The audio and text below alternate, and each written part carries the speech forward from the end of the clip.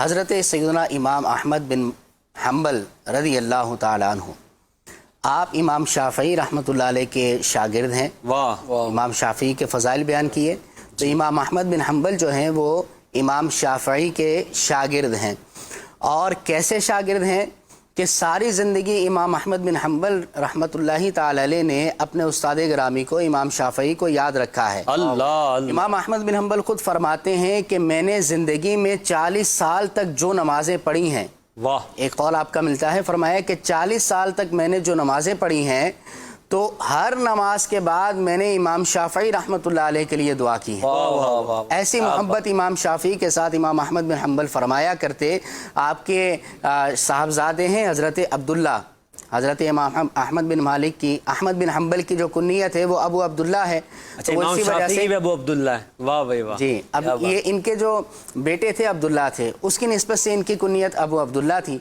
तो हज़रत अब्दुल्ला आपके शहज़ादे बयान करते हैं कि मैंने अपने वालिद गिरामी से पूछा कि ऐ अब्बा जान, ये शाफ़ई कौन हैं कि जिनका तज़किरा आप इतना ज़्यादा करते हैं और उनके लिए बहुत ज़्यादा दुआएँ किया करते हैं। तो इमाम शाफ़ई रहमतुल्लाहि ताला अलैह ने इमाम अहमद बिन हम्बल ने फरमाया कि इमाम शाफ़ई दुनिया के लिए सूरज की मानिंद है और मुसलमानों के लिए आफियत का बाइस थे। तो जिसके अंदर ये दो खूबियाँ पाई जाएं तो मैं उनको याद क्यों ना किया। ऐसी मोहब्बत जो है आप इमाम शाफ़ई से फरमाया करते। इमाम अहमद बिन हम्बल की सीरत को अगर देखा जाए तो आपके तारुफ में ये मिलता है कि आपकी विलादत जो है वो 164 सिने हिजरी में हुई। सही। और वालिद का इंतकाल जो है वो बचपन में ही हो गया था।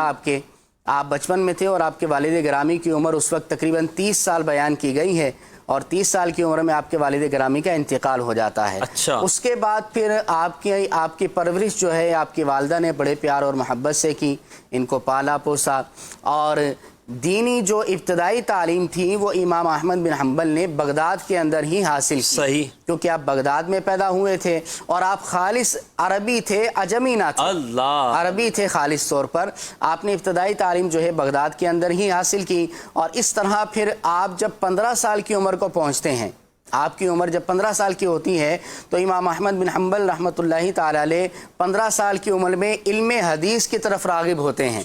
यानी इल्म सीखने का ज़ौक़ और शौक़ 15 साल की उम्र के अंदर आपको पैदा होता है और फिर आप इल्म हदीस के हुसूल के लिए पूरी दुनिया का आप दौरा फरमाते हैं। आप यमन जाते हैं, हिजाज जाते हैं, इसी तरह मिस्र, इराक वगैरह और दीगर ममालिक में जाकर आप इल्म दीन हासिल करते हैं।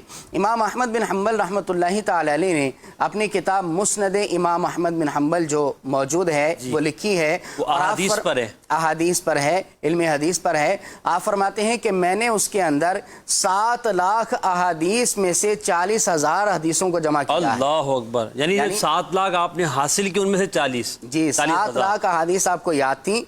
उनमें से जो 40,000 अहादीस जो आपकी शराइत पर पूरी थी वो आपने जो है मुस्नद इमाम अहमद बिन हम्बल के अंदर जमा फरमाई।